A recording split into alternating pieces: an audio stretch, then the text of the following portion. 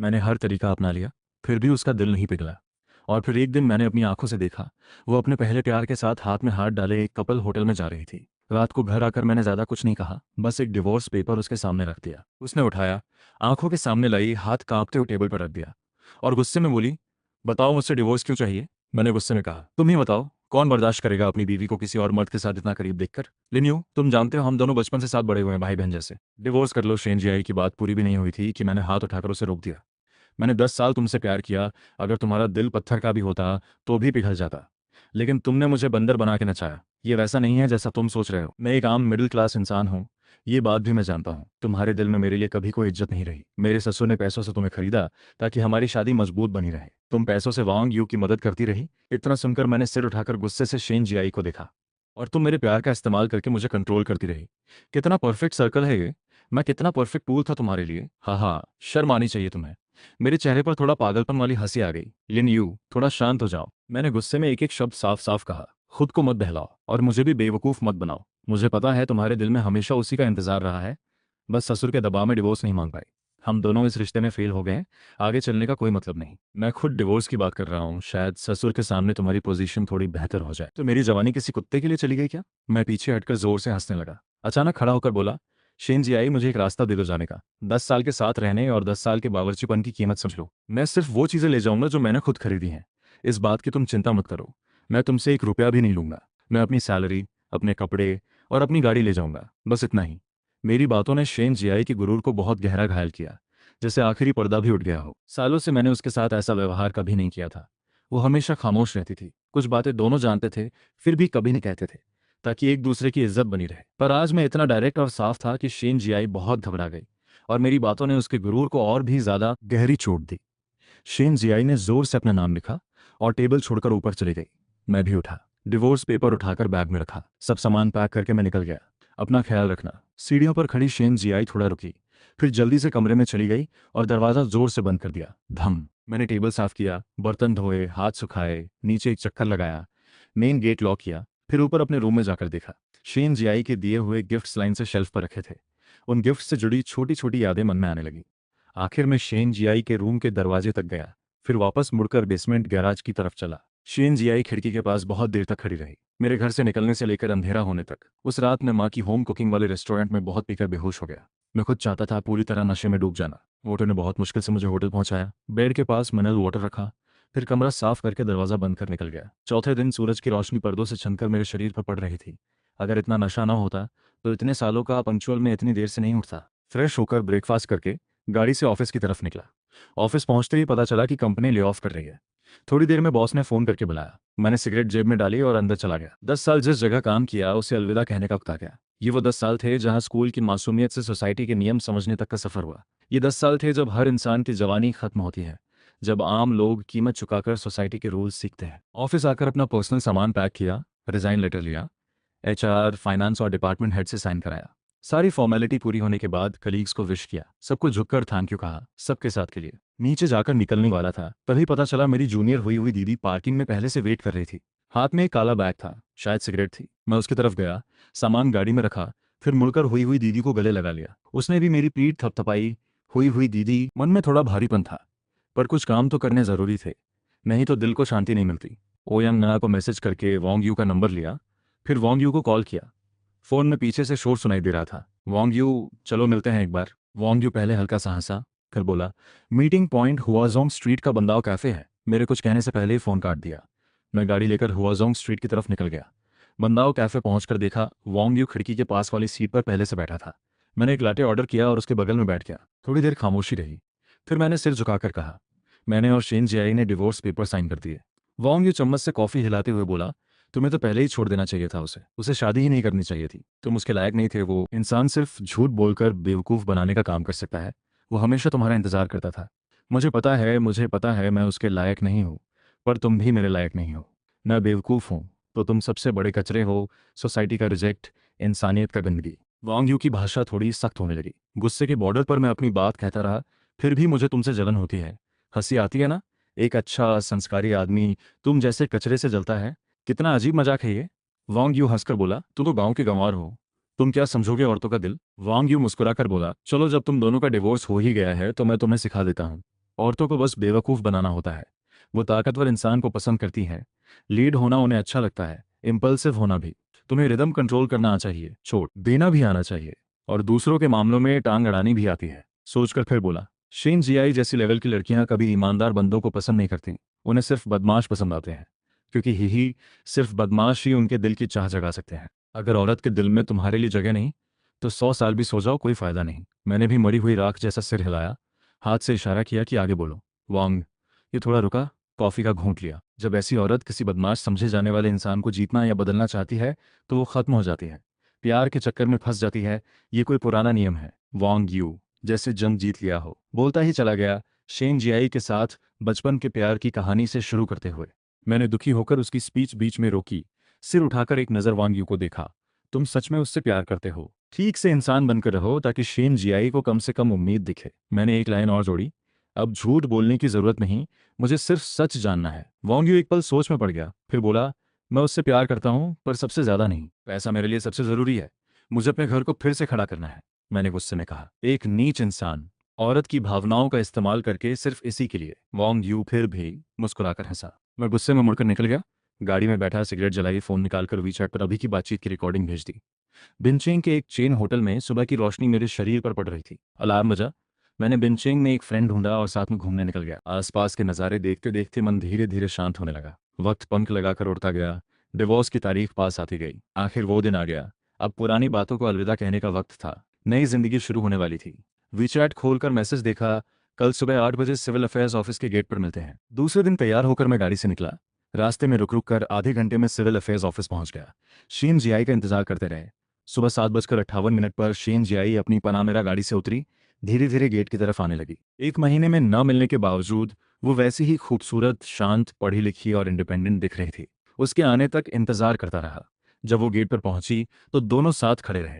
किसी ने एक शब्द भी नहीं कहा। शीन जियाई ने एक नज़र मुझे देखा, फिर नज़र हटाकर साथ में चलने लगी। मैंने हाथ खोलकर शीन जियाई को गले लगा लिया। थोड़ी देर कसकर पकड़ा रखा, फिर हाथों से उसकी पीठ थपथपाई, दोनों हाथों से उसके शोल्डर को पकड़कर थोड़ा पीछे किया।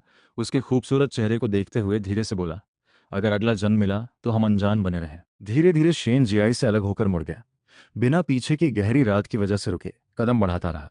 मुझे लगा था मैं इतना स्ट्रांग हूं कि इस पल को संभाल सकता हूं।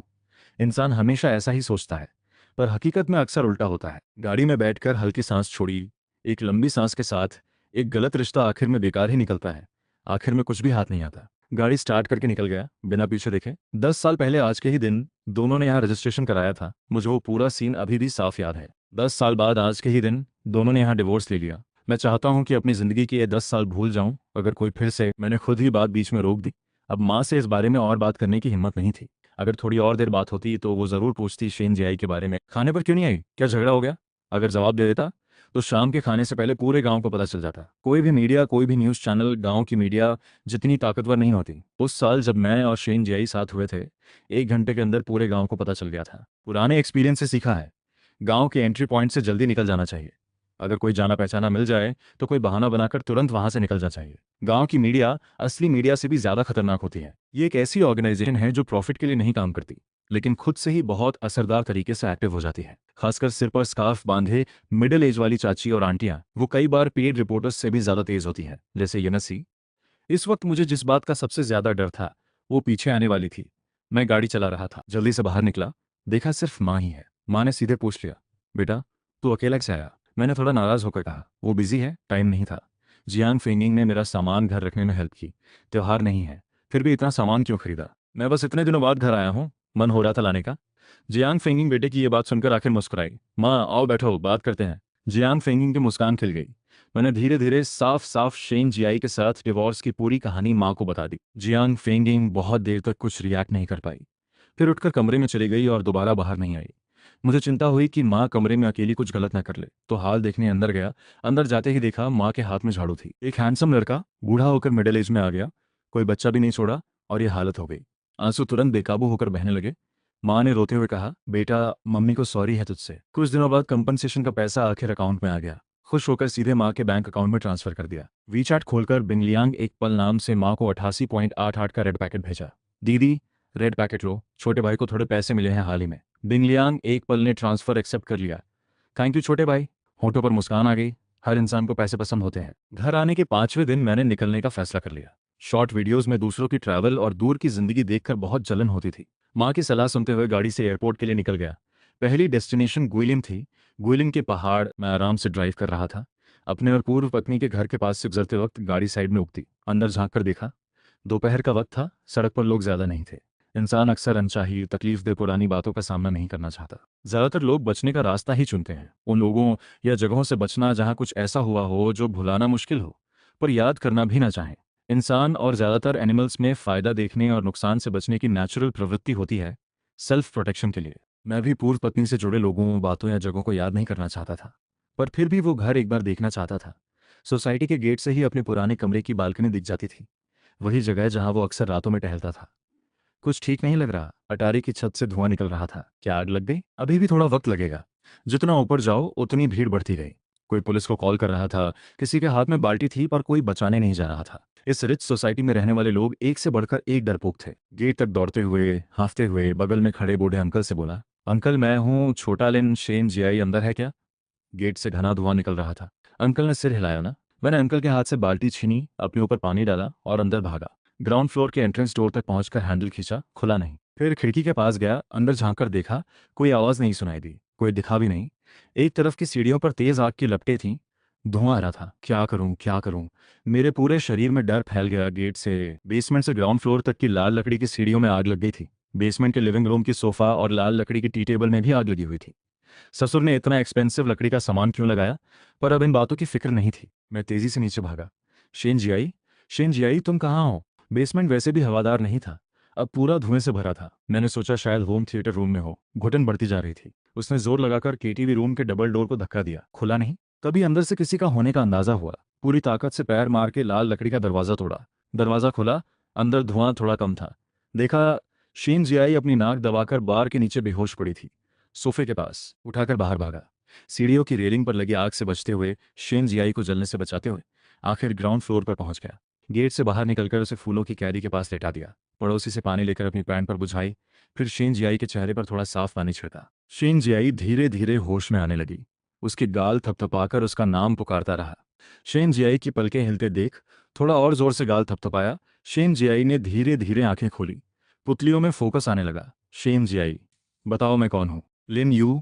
उसकी दोनों आंखों से आंसू बहने लगे। मैं हाफते हुए हंसा। ठीक है, होश आ गया, बहुत अच्छा। फिर ठंडे चेहरे से उठकर डांटा, तुमसे कहा था अपना ख्याल रखना, देखो खुद को। शेन जियाई के चेहरे पर आंसुओं के निशान थे। मेरी बेहाल हालत देखकर रोते हुए बोली, लिन यू तुम ठीक हो? जरूरत ना हो तो जबरदस्ती मत करो। मेरे पूरे चेहरे पर कालिख लगी थी। अफ्रीकी लोगों जैसा लग रहा था।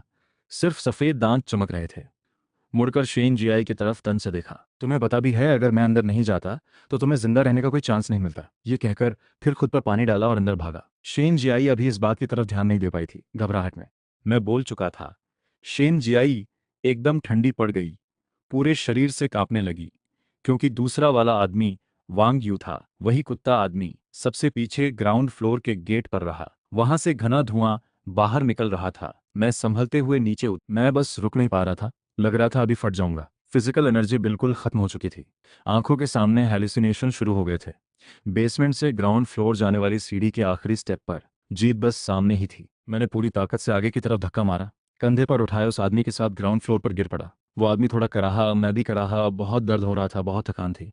दांत भींचकर बाजू की चोट को इग्नोर करते हुए फिर से मुश्किल से उस आदमी को कंधे पर उठाया। बस रोशनी दिखने ही वाली थी, तभी पैर के नीचे का रास्ता फिसल गया और दोनों फिर से अचानक गिर पड़े। कंधे पर वाला आदमी पहले गिरा, मैं उसके पीछे गिरा। जमीन पर गिरते वक्त मेरा सिर उसके सिर से जा टकराया और मुझे होश नहीं रहा। पता नहीं कितना वक्त बीत गया। एम्बुलेंस भी आ गई। उसके बाद बेसमेंट में पानी की स्प्रे लगातार चलती रही। फायर ब्रिगेड वाले आखिर बेसमेंट तक पहुंच गए। मैं भी होश में आ गया। ठंडे शरीर के साथ उठकर बैठ गया। थोड़ी दूर पर देखा, शेन जियाई सबसे पहले बचाई गई लड़की के साथ झगड़ रही थी। मुश्किल से उठकर खड़ा हुआ, थोड़ा शरीर हिलाया। ज्यादा चोट नहीं लगी थी। दोनों की तरफ गया, थोड़ी देर साइड में सुनते रहा। फिर समझ आ गया, उस लड़की ने शेन जियाई की इजाजत के बिना वांग यू, उस कुत्ते आदमी को घर लाया था। फिर उसे समझाने की कोशिश की थी। मेरा अंदाजा है समझाने का कोई फायदा नहीं हुआ। फिर वांग यू ने जानबूझकर आग लगाई, चाहे साथ मरना हो या हीरो बनकर राजकुमारी बचाने की कहानी बनाना हो। लिन यू तुम उठ गए, कैसा फील हो रहा है? हॉस्पिटल चलें क्या? मैं एक नज़र जमीन पर दिल के बिना घोड़ा और बेस्ट फ्रेंड खाना बेकार कर दिया। तुम चुप रहो, तुम जैसा गांव का इंसान बोलने का हक भी नहीं रखता। मुझे लिन यू बोलो। शेम जियाई की बेस्ट फ्रेंड बोली। मैं सोच रहा था, मैंने तुम्हें बचाया, बस इतना ही काफ़ी था। तभी शेम जियाई ने हाथ उठाकर सीधे उसके गाल पर थप्पड़ मार दिया। तुरंत हाथ का निशान उभर आया। बेस्ट फ्रेंड मुड़कर मेरी तरफ देखने लगी। लेन यू, मैंने हल्का सा मुस्कुराकर सिर हिलाया। शेम जियाई, मैं तुम दोनों की खुशी की दुआ करता हूँ। मुड़कर इत्मीनान से लोगों की भीड़ में चला गया। भीड़ में जाते जाते एक बार पीछे मुड़कर देखा, मुस्कुराते हुए निकल गई। प्लेन टेक ऑफ करके ऊपर जाते वक्त तेज प्रेशर ने मुझे सीट से पीछे धकेल दिया। थोड़ा एक्साइटिंग लगा। मन में सोचा, अगर बंजी जंपिंग करूं तो शायद और भी एक्साइटिंग होगा। अगर मौका मिला तो ज़रूर करूंगा बंजी जंपिंग। बाद में शिन जियाई ने कई बार अलग अलग कपड़े भेजे, तो मैंने फैसला लिया कि प्लेन से उतरकर कोई कोरियर पॉइंट ढूंढकर सब वापस भेज दूंगा। नई शुरुआत साफ सुथरी होनी चाहिए। हाल ही में अच्छे से रेस्ट किया था, तो थोड़े वक्त तक नींद नहीं आ रही थी। रास्ते में खाते पीते सोते सोते पैर सुन्न होने तक चलता रहा। आखिर गोलियन एयरपोर्ट पहुंच गया। आखिर आज़ाद हुआ। मैनेजर के बताए हुए लड़की के मायूस चेहरे के सामने मैंने सेलेक्ट किए हुए लोकल गाइड को लेकर रिसेप्शन पर पेमेंट किया और होटल से बाहर निकल गया। लोकल गाइड का नाम ली मिलान था। मैं मिलान के पीछे पीछे चला। जो भी प्लान वो बनाए। उस रात इनमें रुके। बाहर से देखने में पुराना सा लगता था, पर अंदर जाकर देखा तो लेवल काफ़ी हाई था, लगभग 4 स्टार जैसा। सबसे अच्छी बात यह थी कि बहुत किफ़ायती था। शिली पेंटिंग गैलरी और योलोंग रिवर में नाव खींचने वाला आदमी टिपिकल गोयलन लुक का था। गहरी आंखें, सफ़ेद चमकते दांत, हंसी एकदम क्लीन। मुझे लगा शायद ये एनवायरनमेंट का असर है। इतनी खूबसूरत जगह में रहकर हंसी भी इतनी नेचुरल लगती है। सच में, जैसी जगह वैसे लोग। तीसरे दिन आखिर में सिल्वर केव गए। लोकल कहावत है, सिल्वर केव देख लो तो जिंदगी भर पैसों की कमी नहीं रहती। तो चलो सबकी अमीरी की दुआ करते हैं। पता नहीं कैसे एक हफ्ता निकल गया। इन दिनों शरीर बहुत थका हुआ, पर लगा जैसे आत्मा और मन आधे साफ हो गए हों।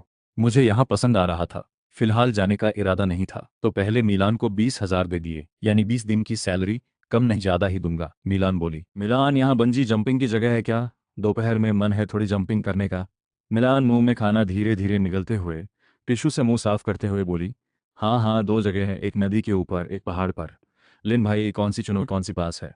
मुझे लगा घर लौटने में आसान जगह बेहतर है। बंजी जंपिंग करने के बाद 7 दिन का ट्रिप खत्म हो जाएगा, फिर होटल लौटकर कुछ और करूंगा। मिलान ने कहा, पहाड़ वाली जगह पास है, ठीक है, वहीं चलते हैं। मैंने बिल पे किया, दोनों गाड़ी से निकले। 1 घंटे बाद दोनों बंजी जंपिंग पार्क पहुंचे। पेमेंट करके मेडिकल हिस्ट्री पूछी गई, सब ठीक कंफर्म होने के बाद। मिलान, तुम भी ट्राई करोगी क्या?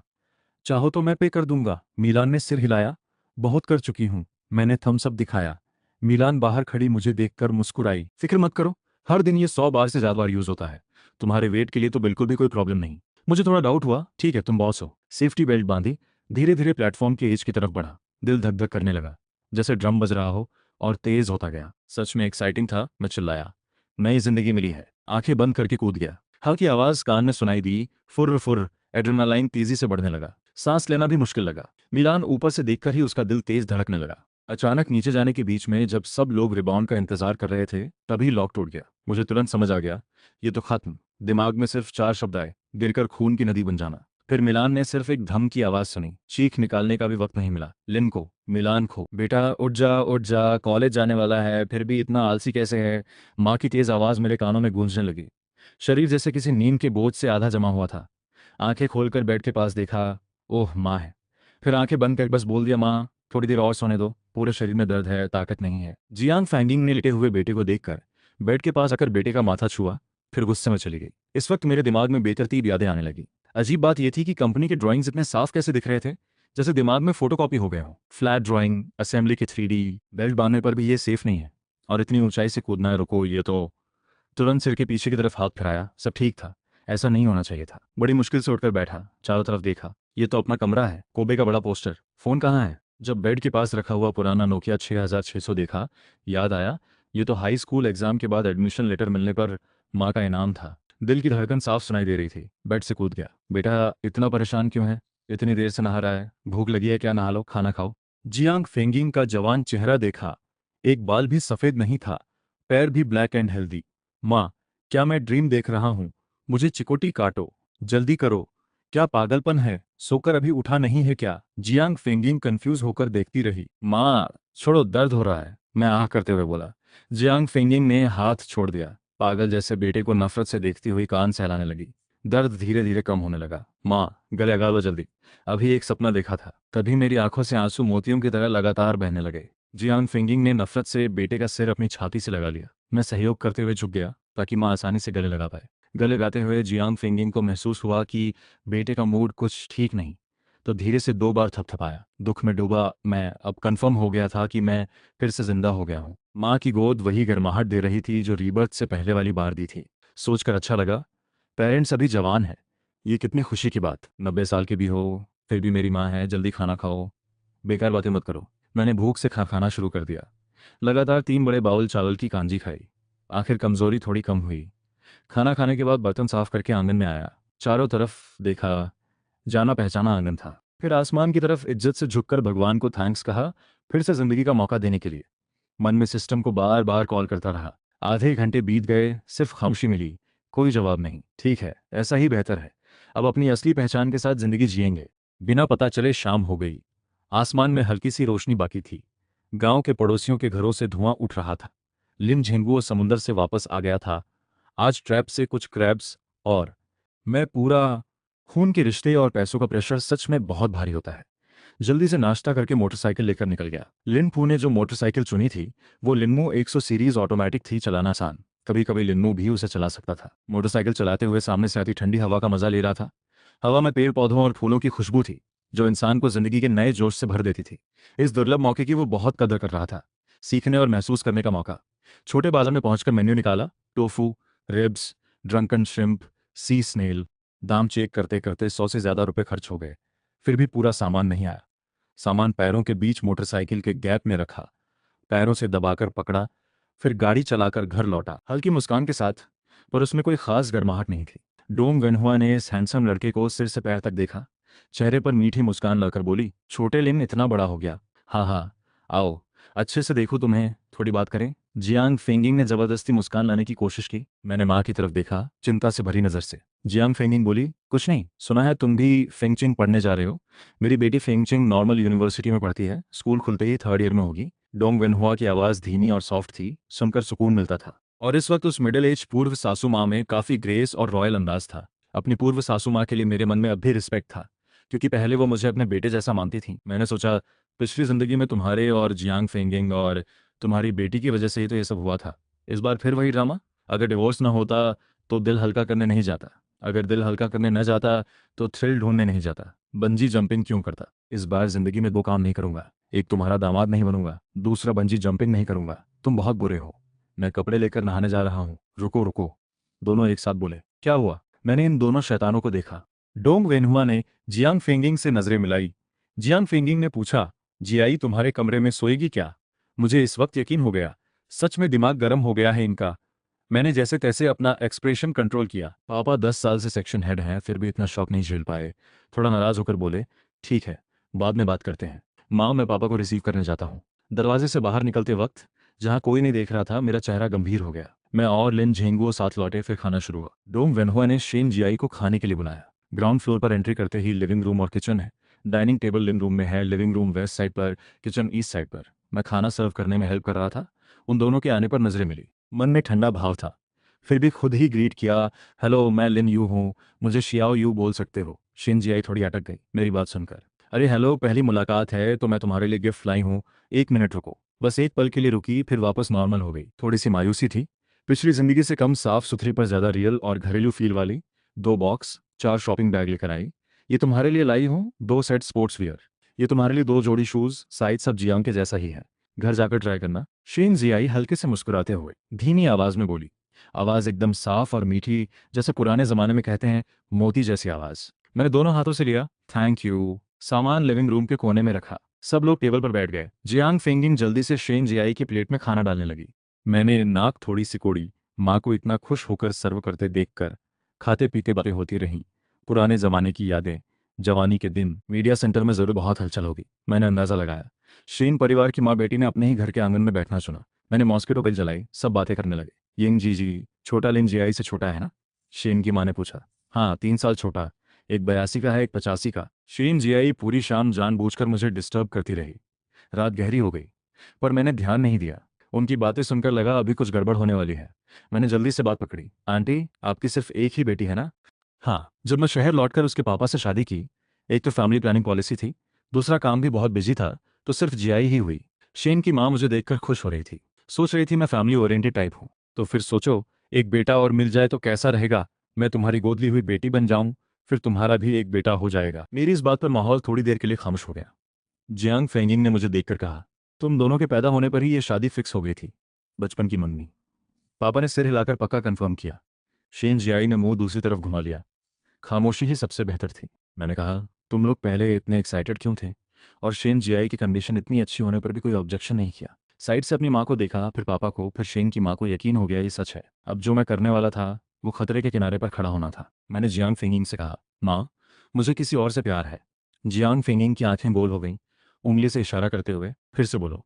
मैंने धीमी आवाज में कहा, मुझे किसी और से प्यार है, फिर से बोलो। जियांग फेंगिंग की आवाज़ और सख्त होती गई, उंगली पीछे खींचकर, दोनों हाथ घुटनों पर रखकर। अपनी माँ को जानता हूँ, ये तो मेरी बहन का तो बॉयफ्रेंड होना चाहिए ना दीदी, और दोनों फैमिली की कंडीशन भी बराबर होनी चाहिए। माँ, गलत जोड़ी मत बनाओ। और आंटी डोंग, दीदी और उसका बॉयफ्रेंड, आप दोनों भी उन्हें अच्छे से जानते हो ना? जियांग फेंगिंग गुस्से में मुझे देखती रही। मैंने डोंग वेनुआ और शेन जाई की तरफ देखा। जाओ नहाने जाओ, जल्दी। आज रात ग्राउंड फ्लोर वेस्ट रूम में सोना, ठीक है? जवाब देकर शर्मिंदा होकर भाग गया। हालत कमजोर हो तो भाग जाना ही बेस्ट है। भागते भागते प्लान सोचता रहा। शेन जियाई शांत चेहरे से अंधेरे की तरफ देख रही थी। डोंग वेनहुआ और जियान फेंगिंग ने एक दूसरे को देखा, आंखों से इशारा किया। उस वक्त गांव में गर्मियों में नहाने के लिए हॉट वाटर बैग यूज होता था। बड़ा काला पानी का बैग सुबह भर कर रखते। रात होते होते पानी अब भी गर्म रहता। मैं बोर होते हुए, 2 टी-शर्ट अब के लिए तो बहुत लग्जरी बात है। पूर्व पत्नी अभी भी इतनी खूबसूरत है, इतनी फैमिलियर भी, पर अब उतनी पॉजेसिव फीलिंग नहीं रही। इस बार जिंदगी में शेन जियाई से कुछ भी नहीं चाहिए, इसलिए पिछली जिंदगी की पूर्व पत्नी के सामने दिल बहुत शांत है। न कोई इंफीरियरिटी फील, न कोई चाहत, बस थोड़ी आज़ादी का एहसास है। मौसम गर्म और हुंद था। रात को गांव में सोना भी काफ़ी गर्म लगता था। सिर्फ इलेक्ट्रिक फैन या हाथ वाला पंखा ही सहारा था। पर गांव की शांति, सुकून, नेचर के करीब होना शहर में मिलना नामुमकिन है। दूसरे दिन सूरज की गोल्डन रोशनी हल्के बादलों को पार करके वेस्ट साइड फैल गई। गांव में मुर्गों की आवाज़ गूंज रही थी। बीच बीच में वानकई के भौंकने की आवाज़ भी सुनाई दे रही थी। गांव की रफ्तार बहुत आराम से, सुकून से चलती है। एक पल में अचानक बहुत खुशी महसूस हुई। कहते हैं ना, एक प्यार ऐसा होता है जब माँ सुबह सुबह तुम्हारे लिए नाश्ता बनाती है। अभी सिर्फ 5 बज रहे थे। शेन परिवार की माँ बेटी अभी उठी भी नहीं थी। मैं माँ के पास गया। माँ, तुमने डोम आंटी को क्यों बुलाया? क्या प्लान है? जियांग फेंगिंग ने ठंडी नजरों से देखा, बिना हंसी की बोली, बेटा पालना तो पाप ही है। तुम्हारे लिए बहू ढूंढ रही हूँ। अब तुम्हें वो भी पसंद नहीं? मैंने मन में सोचा, मुझे पसंद नहीं ऐसा नहीं है, बात यह है कि वो लड़की मुझे पसंद नहीं करती। पिछली जिंदगी में अगर ससुर का साथ ना होता तो शेन परिवार की लड़की से शादी होती ही नहीं। आखिर पैसा सब कुछ कराता है। पर फिर भी सोचने पर लगता है बड़ों की नज़र एकदम सही होती है। मुझे लगता है मैं एक अच्छा घरेलू इंसान हूँ। अगर शेन परिवार की वो लड़की नहीं पहचान पाई तो उसका नुकसान है, ठीक है? मेरा भी 10 साल बर्बाद हुआ। बराबर का नुकसान है दोनों तरफ। नीचे बैठकर आग जलाई, गर्मी की आग की रोशनी। माँ, क्या पहले जमाने में जमींदार की बेटियां कभी मजदूर या नौकर से प्यार करती थीं? मेरे मन में अचानक ये सवाल आ गया। जियान फेंगिंग ने नफरत से मुझे देखा, फिर सब्जी पकाने में लग गई। मतलब था, तुम्हें कुछ समझ नहीं है। माँ की नज़र में मैं अभी भी छोटा बच्चा था। माँ, तुम्हारे जमाने में घर जमाई बने इंसान को ससुराल में मार पड़ती थी क्या? खाना भी कुत्ते से बेहतर मिलता था क्या?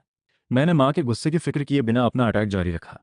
जियांग फेंगिन का करछुल वाला हाथ एक पल रुका, फिर बिना बेटे की बात का जवाब दिए सब्जी पलटने लगी। मुझे कढ़ाई और करछुल की टक टक की आवाज़ सुनाई दी। धीरे धीरे रिदम तेज होती गई, आवाज़ भी बढ़ती गई। मुझे समझ आ गया, माँ ऊपर से कुछ नहीं बोल रही, पर अंदर से ये बातें दिल में लग गई हैं। नहीं तो इतनी तेज से सब्जी नहीं पकाती। अभी के पापा को नहीं पता होगा कि उन्होंने ही अपने बेटे को आग में धकेला था, पर फिर भी माहौल अलग ही है। बेटा तो माँ की जान होता है। कोई भी अपने बेटे के साथ ऐसा करे तो माँ जान देने को भी तैयार हो जाएगी। सोचते सोचते गुस्सा बढ़ता गया। एक किक मेरे हिप पर मार दी। बेटे को बैलेंस बिगड़ कर बैठना पड़ा।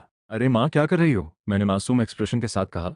जियांग फेंगिंग को अचानक कुछ गड़बड़ लगा। नॉर्मल बनो मेरे लिए। हाँ माँ, मैंने सिर झुकाकर प्यारी सी आवाज में कहा, जैसे पालतू जानवर। मैंने उसके बॉयफ्रेंड वाली बात भी कह दी। उसने तो कोई इनकार ही नहीं किया। और दोनों बचपन से साथ हैं, ये समझती हो ना? तो तुम क्या चाहते हो? जियांग फेंगिंग को लगा जैसे उसका बेटा हाथ से निकलता जा रहा है। आगे बढ़े या पीछे, फंसा हुआ फील हो रहा था। मैंने कहा, गुस्सा नहीं करना। उसके घर तुम्हारा बेटा भी तो उसे कंट्रोल नहीं कर पाएगा। मैं तुम्हें यही सलाह दूंगी कि ये ख्याल छोड़ दो। मैंने सांस लेकर कहा, मतलब शेन परिवार की कंडीशन और शेन जियाई की अपनी कंडीशन देखकर बड़े बड़े घरों के लड़के, अमीर परिवार के बेटे ज़रूर लाइन लगाएंगे उसके लिए। माँ, सोसाइटी में लोग अलग अलग लेवल के होते हैं। हमारा घर अमीर नहीं है, पर खाने पीने और इज्जत की कोई कमी नहीं। मैं चाहता हूँ हम बैठकर बात करें, ज़बरदस्ती मत करो, ठीक है? जियांग फेंगेंग ने सब्जी निकालकर एक बड़े बर्तन में कर ढक दी, गर्म रखने के लिए। माँ, कुछ तो बोलो। माँ ने जवाब नहीं दिया। तो मैंने फिर पूछा, जाओ 2 टमाटर तोड़कर ला। मैंने बेबस होकर मुंह बनाया, सोचा शायद माँ ने सुन लिया हो मेरी बात। टमाटर माँ को देकर मैं आंगन में चला गया। पापा की हेल्प करने पिछली जिंदगी में इतनी फिक्र थी, अब मन एकदम हल्का लगा। लिन झिंगुओ ने हल्का सा सिर घुमाकर दूर देखती नज़र वापस मेरी तरफ करते हुए कहा, क्वालिटी पसंद नहीं आई क्या बेटा? नहीं पापा, बात यह है कि मैं उसके लायक नहीं हूँ। फैमिली बैकग्राउंड, लुक्स, एजुकेशन, सब में मैं उससे कम हूँ। अगर शादी हो भी जाए तो दोनों फैमिली के सब लोग परेशान होंगे। सबसे बड़ी बात यह है कि उसका एक बचपन का बॉयफ्रेंड है जो उसके साथ बचपन से ही है। अभी तक रिश्ता टूटा नहीं है। ये सुनकर मैं भी हाँ नहीं कहूंगा, कोई भी हो यही कहेगा, है ना पापा? लिन झिंगुओ ने सिगरेट का एक गहरा कस लिया, धुआं छोड़ते हुए बोला, बड़े हो गए हो बेटा, पापा भी बूढ़ा हो रहा है, तुम्हारी बात से सहमत हूँ। माँ से भी बात करना। हाँ पापा। लिन झिंगो को अभी अफसोस हो रहा था कि उसने अपने बेटे की तारीफ की थी। ये बच्चा बाप बेटा साथ में काम करते रहे। पिछली जिंदगी में मैंने इस वक्त की कद्र नहीं की थी। अब ये पल बहुत खास लगता है। ऊपर से आंगन में काम करते लिन परिवार के बाप बेटे को देखकर मुस्कुराई। ठंडी नजरों में कुछ अलग चमक थी। शेन की माँ पता नहीं कब उनके पीछे आकर खड़ी हो गई। जियाई, इतनी खोई हुई क्यों हो? लड़का अच्छा है ना? माँ क्या बोल रही हो, मुझे भूख लगी है, खाना खा सकती हो क्या? सुबह से बनाकर तेरा इंतजार कर रहे हैं। नाश्ते की टेबल पर टमाटर अंडे का सूप, बीफ बंस, तेल में फ्राई मूली, चावल की कांजी, उबले अंडे, सब रिचुअल वाला नाश्ता। शायद रीबर्थ की एनर्जी डिमांड की वजह से या सस्ता होने की वजह से मुझे लगा मैं अब खाने का बड़ा बर्तन बन रहा हूँ। टेबल साफ करके सब बातें करने लगे। घर में मेहमान आए हैं, मेहमान खुद विदा न लें तो मेजबान कुछ नहीं पूछता। मैं मन में सोचता रहा अभी तो कुछ खत्म नहीं हुआ। मैंने सोचा आज पापा के साथ बहाना बनाकर भाग जाऊं। लिन झेंगुओ समुंदर जाने का सामान तैयार कर रहे थे। मैं तुम्हारे लिए ग्लव्स ढूंढ देता हूँ, फिर निकलते हैं। तुम्हारे घर का लोहा और गोभी सच में पानी की कमी से परेशान है। झूठ नहीं बोल रहा। तुम्हारी गोभी को एक नज़र भी देखने का मन नहीं करता। उलझन ही होती है। मेरे मन में क्या चल रहा है ये दूसरों को नहीं पता। शीन जिया तैयार होकर दोनों निकल गए। लिन झेंगुओ पहले ही निकल गए थे। मैं शेन जियाई को लेकर पापा के पीछे चलने लगा। मैं आगे चल रहा था। शेन जियाई एक स्टेप पीछे लड़के की पीठ देखते हुए चल रही थी। शायद समुद्र के पास के गांव में हवा थोड़ी तेज थी। शेन जियाई के कान थोड़े लाल हो गए। आगे चलते हुए मुझे पता नहीं चला। दोनों खामोशी में चलते रहे। मैं ज्यादा गर्मजोशी से भी नहीं था, ज्यादा ठंडा भी नहीं था। शेन जियाई ने खामोशी तोड़ी। लिन यू, तुम्हें जो यूनिवर्सिटी मिली है, क्या वो फिंगचेंग यूनिवर्सिटी है? कौन सा सब्जेक्ट? फिंगचेंग में 4 साल भी रह चुके हो, फिर भी मुकाबला किसी से नहीं किया। मैं खुद शेन जियाई के साथ ज्यादा जुड़ना नहीं चाहता। साफ इनकार कर दिया। शेन जियाई को उम्मीद नहीं थी इतना सीधा इनकार मिलेगा, फिर भी कुछ नहीं बोली। लिन यू, वो खेत में क्या उगा है? मक्के की तरफ इशारा करके पूछा। वो मक्का है। सुबह जो कांजी खाई थी वो इससे ही बनती है। फिर दोनों चलते चलते मैं रास्ते में दिखने वाली खेती के बारे में बताता रहा। शहर में रहने वाली शेन जियाई को सब कुछ बहुत इंटरेस्टिंग लग रहा था। 20 मिनट चलने के बाद आखिर दूसरे समुंदर दिखने लगा। सामने समुंदर था, दूर तक गहरे रंग का पानी फैला हुआ। आज मौसम साफ था, हवा शांत। समुंदर के किनारे बहुत भीड़ थी। घूमने वाले कम थे। ज्यादातर लोग रोज की रोटी के लिए सीफूड पकड़ने आए थे। रास्ते में बड़ी बड़ी चट्टानें थीं, बीच में पेड़ उगे हुए थे। घुमावदार रास्ता बना था जिससे सीधे समुंदर तक जा सकते थे, पर रास्ता असमान और मुश्किल था। मैं आगे चला। पहले उतरकर देखा कि शेन जियाई खुद उतर पाएगी या नहीं। अंदाजा गलत निकला। उसका बॉडी कंट्रोल और बैलेंस बहुत अच्छा था। वो चलती रही, मैं रुक रुक कर चेक करता रहा। ऐसे ही दोनों सेफली नीचे पहुंच गए। मैं आगे रास्ता दिखाते हुए शेन जियाई को पहले कुछ शेलफिश और सी स्नेल पकड़ने ले गया। फिर पापा को ढूंढने का प्लान था। मुड़कर बोला, दीदी चलो थोड़े स्नेल पकड़ें, दोपहर के खाने में एक डिश और बढ़ जाएगी। बोलते हुए मैं शेन जियाई को देख रहा था।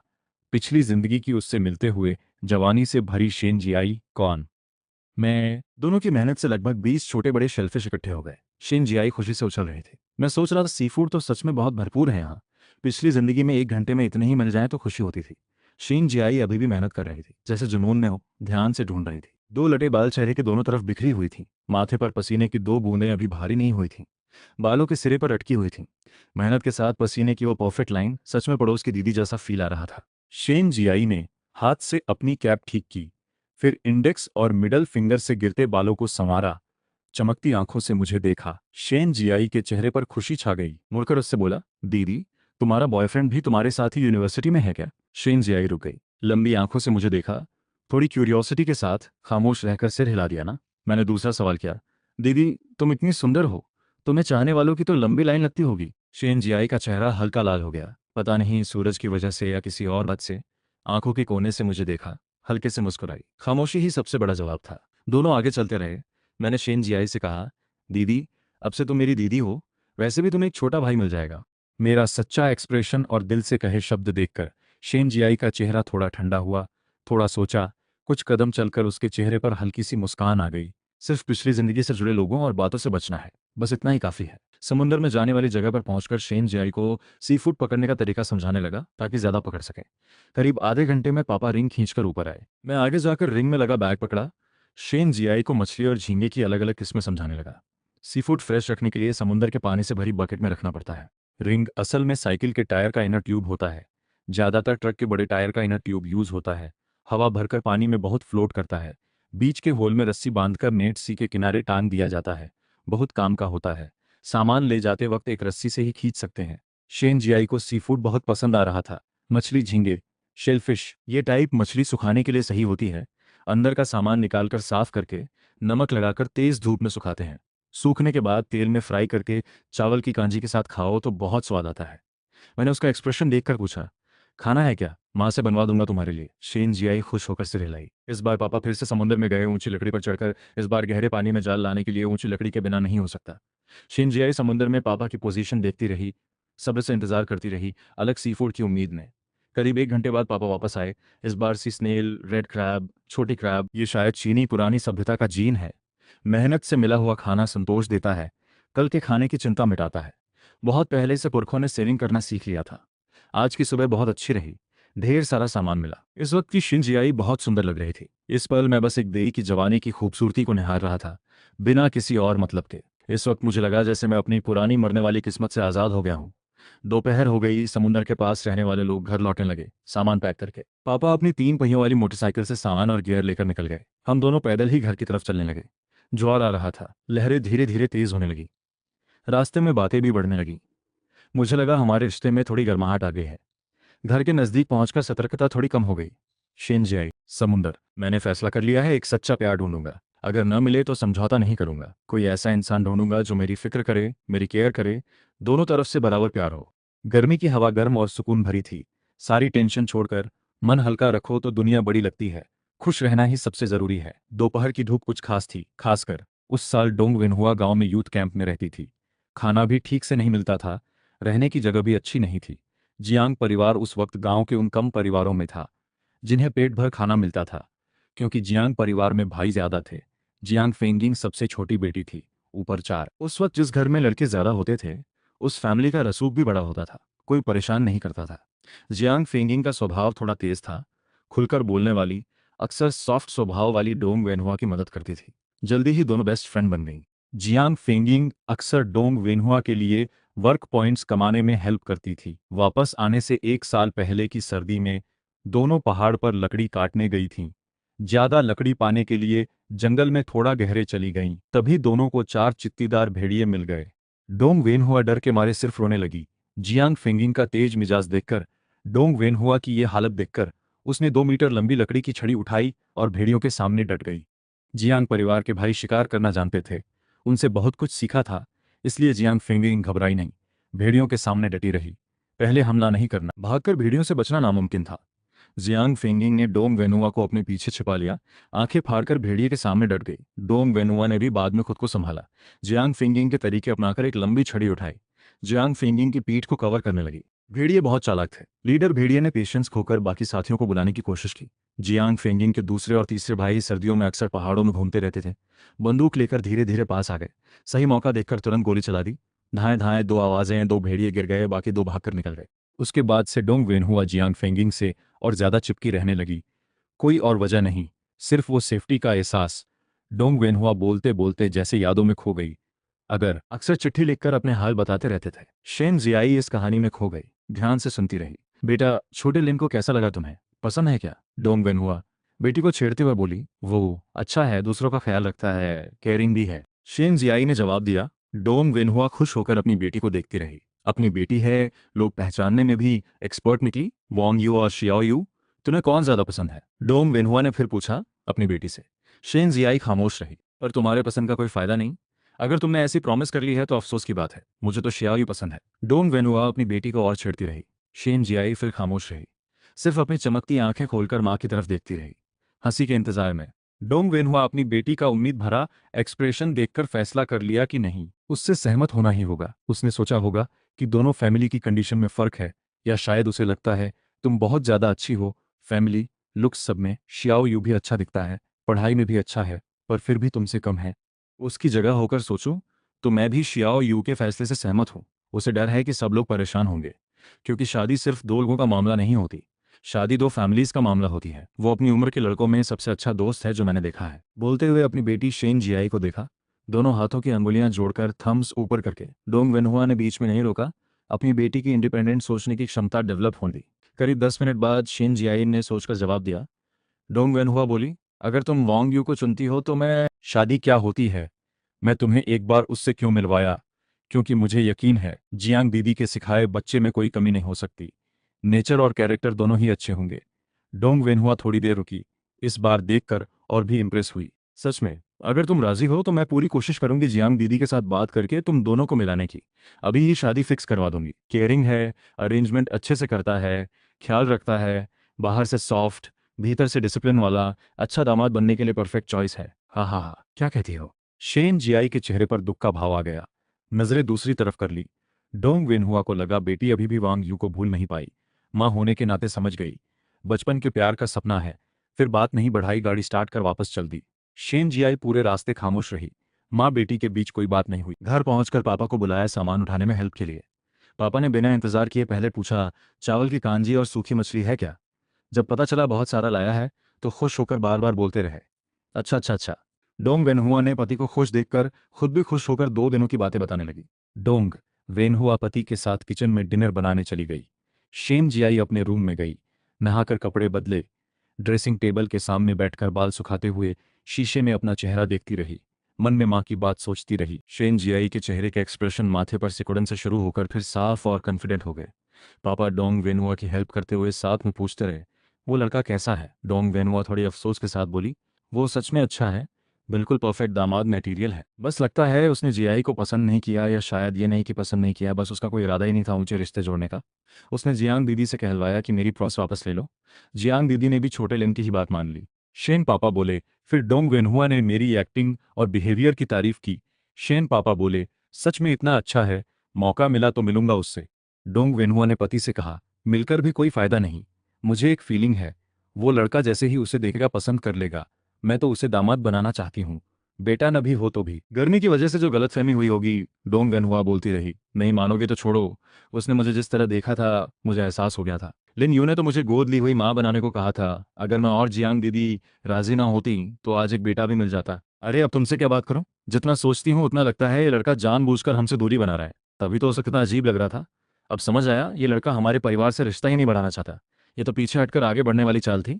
बहुत स्मार्ट तरीका था, उसने हमें रिजेक्ट कर दिया। अब मुझे गुस्सा आ रहा है। गुस्से में हाथ में पकड़ी मछली चॉपिंग बोर्ड पर पटक दी। तुम खाना बनाओ, मैं अपना गुस्सा शांत करती हूँ। पापा सोचने लगे, इस लड़के से मेरा क्या लेना देना।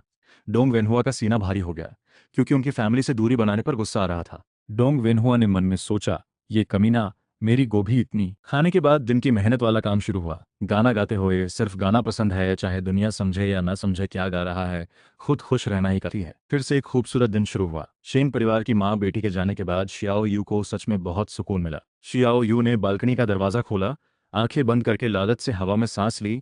इतना रिलैक्स्ड फील हो रहा था कि हवा भी मीठी मीठी लग रही थी। शियाओ यू ने आसमान में जोर से चिल्लाया, हवा की तरह आजाद। तभी जियांग फेंगिंग ने ग्राउंड फ्लोर से बाहर निकाला।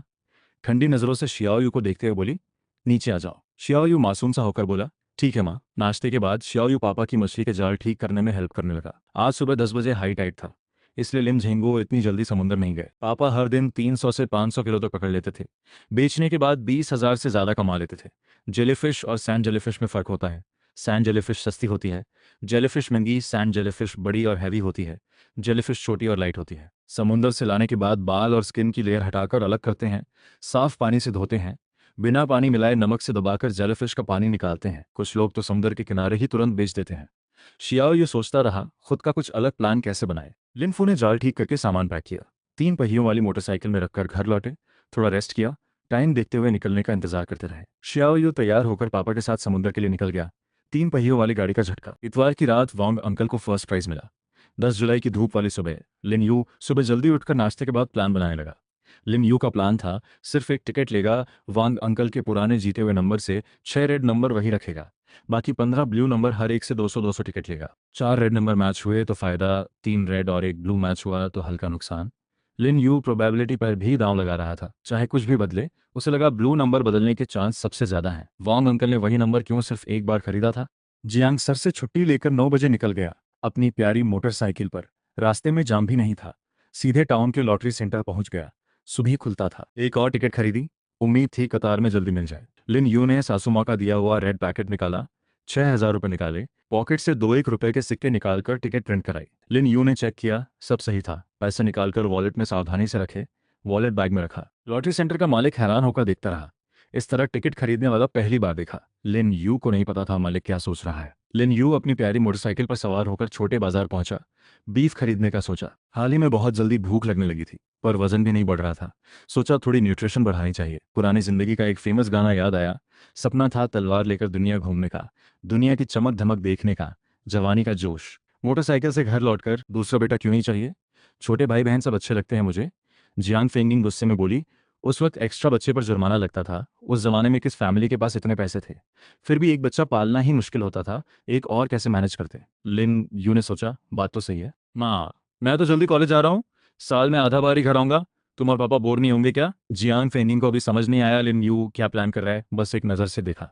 लिन यू सीरियसली बोला, माँ मुझे लगता है तुम और पापा को दूसरा बच्चा प्लान करना चाहिए। जियांग फेंगिंग ने घूरकर लिन यू को देखा। बकवास मत करो, टांग तोड़ दूंगी।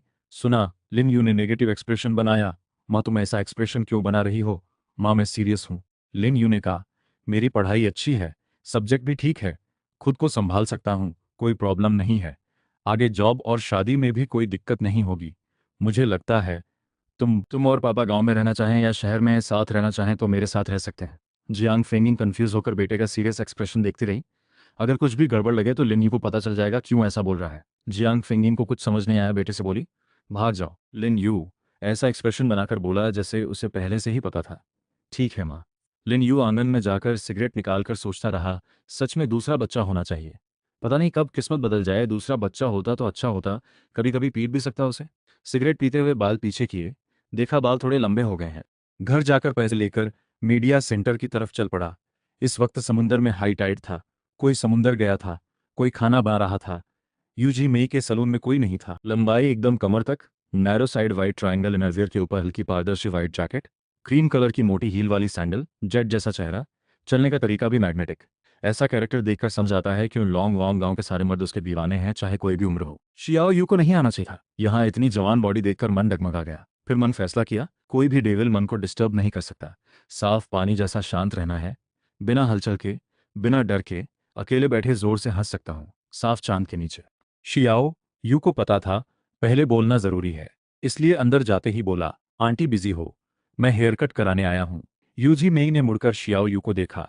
मन में सोचा, अच्छी बॉडी है, मस्कुलर है, इतना यंग और फ्रेश लड़का, क्रू कट चाहिए मुझे। यूजी मेई ने सिर हिलाकर हाँ कहा, फिर एप्रन पहनाया, छोटी स्प्रे बॉटल से कुछ बार पानी छिड़का, बाल कंघी से सेट किए। उस वक्त गांव के सैलून में पहले शैम्पू करने का सिस्टम नहीं था।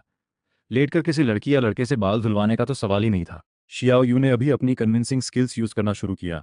पूरे गांव के फायदे के लिए यूजी मेई को समझाने लगा कि कैसे शुगर वाटर वाला शैम्पू बेसिंग यूज करें, ताकि गर्मी या सर्दी में कस्टमर हमेशा आना पसंद करें, बिना झंझट के। इसके साथ शैम्पू ही जोड़ें, पानी गर्म करना पड़ेगा, शैम्पू और हेयर कट दोनों साथ हो जाएंगे, प्राइस भी थोड़ी बढ़ा सकती हो। शियाओ यू की आंटी इतना सुनकर उत्साहित हो गई, आंखों में चमक आ गई। शियाओ यू को लगा मौका है। फिर सोचा, आंटी की बॉडी और स्टाइल के साथ आसपास के गांव के मर्द औरत बूढ़े जवान सब आएंगे, सोचकर ही एक्साइटिंग लगता है ना। शायद बाद में शागिर्द भी रखना पड़े, इतना काम बढ़ जाएगा। फिर तुम नेल आर्ट भी सीख लो, आसपास के गांव की लड़कियां औरतें भी आ जाएंगी, फिर शागिर्द रखनी पड़ेगी, इतना काम तुम खुद नहीं संभाल पाओगी। यूजी मई की आंखें चमक उठी। लिन यू को देखते हुए बोली, छोटे यू, नेल आर्ट क्या होता है? बिजनेस का मौका देखकर आवाज में भी एक्साइटमेंट आ गई।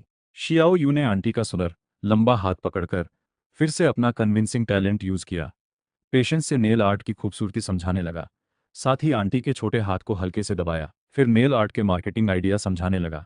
यूजी महीने अदा से 100 रुपए से ज्यादा पर एक बार फ्री में दूंगी। हेयर ड्रेसर का हाथ छोड़कर फिर से हेयर कट करना शुरू किया। बात करते करते कटिंग पूरी हुई। यूजी मई ने ब्लो ड्रायर से बाल सुखाए।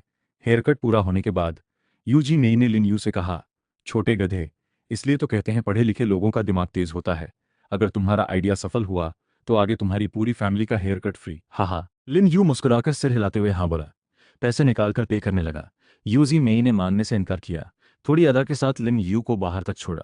लिन यू रास्ते में मुस्कुराते हुए घर लौट गया, बहुत खुशी में। रीबर्थ के बाद ज्ञान का इस्तेमाल इस तरह भी हो सकता है, ये नया एहसास था। एक दिन सुबह उठकर देखा, जिंदगी में हर जगह खूबसूरती है, क्योंकि लिन यू अभी भी ऑफिस वाला बंदा नहीं है, क्योंकि लिन यू ने फैसला किया है कि वो खुश। मन ने माँ के एहसान का शुक्रिया अदा करते हुए माँ से प्यार जताकर बोला, माँ माँ, जियांग सर ने पैर उठाकर एक किकलिन यू के पीछे मारी, घिन से बोली, सीधे बोल सुना। मैं चिढ़ाते हुए मुस्कुराकर बोला, ठीक है माँ। पापा बगल में खुश होकर हंस रहे थे, टिपिकल चाइनीज पापा। मैं फिर भी चिढ़ाते हुए बोला, माँ कल जो बात कही थी सोची क्या? जियांग फेंगिंग ने आंखें बड़ी करके कहा, भाग जाओ पापा के साथ समुंदर जाओ, पूरे दिन कुछ नहीं करते, खाना ही याद रहता है। मैं उदास होकर बोला, पर मन में सोचा मैं जो कह रहा हूँ वो भी जरूरी काम है, इससे ज्यादा सीरियस बात कुछ नहीं हो सकती। अगर मैं मीडिया में चला जाऊं तो दूसरा भाई बहन तुम्हारे साथ रहेगा। सोचकर सांस ली, फिर लॉटरी के बारे में सोचा, जीतेगा या नहीं, हार गया तो भी जान नहीं जाएगी, तो शुरुआती पूंजी इकट्ठी हो जाएगी। अगर नहीं जीता तो पहला पैसा मेहनत से कमाना होगा, मैं जीतने पर मेहनत करनी पड़ेगी। चलो पापा की हेल्प करने जाता हूँ, घर के लिए कुछ कमाऊँ, यही गर्व की बात है, यही इज्जत की बात है। पूरा दिन ऐसे ही मेहनत में बीत गया, अच्छी कमाई हुई। छोटे बाजार में सामान बिक गया, टोटल 150 रुपये मिले। पापा के लिए एक बोतल टॉनिक खरीदी, घर लौटा, माँ चूल्हे के पास काम कर रही थी। घर में खाने की खुशबू भरी थी। दिन भर की मेहनत के बाद घर आकर मन और शरीर दोनों को सुकून रहा। टीवी पर शियाओ बिंग झांग शो चल रहा था। मैं ध्यान से देखता रहा। 9 बजे तक टीवी चाइना एजुकेशन चैनल पर बदला, बिस्किट का पैकेट निकाला, सिगरेट जलाई, खामोशी से इंतजार करता रहा। अगर कहूं कि टेंशन नहीं थी तो ये झूठ होगा। किसने सोचा होगा कोई पुरानी जिंदगी में वापस जा सकता है और पहले से पता नंबर पर टिकट खरीद सकता है। एक्साइटमेंट तो होनी ही थी। किसने सोचा होगा कोई वापस जा सकता है, फिर भी ये गारंटी कैसे हो कि लॉटरी नंबर नहीं बदलेंगे। टेंशन तो जरूर थी। मैं एक्साइटेड भी था और टेंशन में भी बेचैन सा। ड्रॉ शुरू हुआ। पहला रेड नंबर मैच, दूसरा रेड नंबर मैच, तीसरा रेड नंबर भी मैच। मैं ऊपर से शांत था पर दिल अंदर से धक धक कर रहा था। चौथा रेड नंबर भी मैच हुआ, पांचवा रेड नंबर मैच नहीं हुआ। मुझे एक पल के लिए बहुत बुरा लगा। ड्रॉ चलता रहा। छठा रेड नंबर निकलने के बाद मैं अचानक कुर्सी से उछल पड़ा, धीमी आवाज में चिल्लाया, यस। मुझे अंदर से पता था अब बस ये देखना है कि एक थर्ड प्राइज मिलेगा या 200 टिकट का थर्ड प्राइज मिलेगा। ड्रॉ जारी रहा। ब्लू नंबर की बारी आई। ब्लू नंबर सच में बदल गया। सिलसिला 07 से 11 हो गया। हे भगवान, मैं धीमी आवाज में चिल्लाया। मैं बस शांत होकर सिगरेट पीना चाहता था, दिल शांत होने तक। दिल शांत होने के बाद मैंने पेन उठाकर कागज पर तीसरे, चौथे, पांचवे और छठे प्राइज का हिसाब लगाया। कितना मिलेगा, कितने पैसे, हिसाब लगाने के बाद बार बार सरप्राइज होता रहा। लगभग 90 लाख। मैं खुश होकर सोच रहा था जैसे भगवान ने मुझ पर मेहरबानी की हो। पिछली जिंदगी की सैलरी भगवान ने फिर से दे दी, जैसे थोड़ा सा रास्ता खोल दिया। हाँ, एक्साइटमेंट में पूरी रात सो नहीं पाया। पहली पूंजी जब हाथ लग गई तो असली शुरुआत भी दूर नहीं। मैंने एक बीज लगाया था, आखिर फल मिल गया। आज बहुत बड़ा दिन है। मैं गाते नाचते रहा, आखिर में थकान से सो गया। दूसरे दिन उठा तो लगा हवा में भी। फर्स्ट प्राइज तो नहीं मिला, पर इतना पैसा बहुत समय के लिए काफी था। पहली पूंजी कहलाने लायक तो था ही। नाश्ते के बाद जियांग सर से छुट्टी ली। बहाना बनाया दोस्त के साथ फिंचिंग जाना है, माहौल देखने। 3-5 दिन रहूंगा। माँ की सलाह सुनकर आईडी कार्ड, छोटा बैग और कैप लेकर निकल गया फिंचिंग के लिए। फिंचिंग जाने का रूट था, पहले टाउन जाकर बस पकड़ी, बिंचिंग पहुंचा। बिंचिंग से फिंचिंग ट्रेन या एक्सप्रेस बस से करीब 5 घंटे में दोपहर 1 बजे काउंटर तक पहुंच गया। रजिस्ट्रेशन डेस्क पर साइन करके कंफर्म किया। बताया गया कोई टैक्स नहीं देनी, चेक मिल गई। आईडी के साथ फोटो लेकर निकल गया। बैंक की दी हुई विंडो पर पैसे अपने अकाउंट में जमा कर दिए। जाना पहचा स्वाद, सब कुछ बहुत अच्छा लग रहा था। नूडल्स शॉप से निकलकर फिंचिंग यूनिवर्सिटी जाने वाली बस में बैठा। खिड़की वाली सीट चुनी, सिर उठाकर बाहर देखा। पिछली जिंदगी का जाना पहचाना दूसरा घर वही था, बिल्कुल वैसा ही। शुरुआत में होश में आने के बाद हमेशा थोड़ा डर रहता था, क्या मैं कुछ अलग हूँ। धीरे धीरे अब सेफ और एक्साइटेड फील होने लगा। यूनिवर्सिटी के पास एक घर खरीदना चाहता था। बेस्ट होगा वेस्ट गेट वाला, वो शेंगशी अमेजिंग सोसाइटी।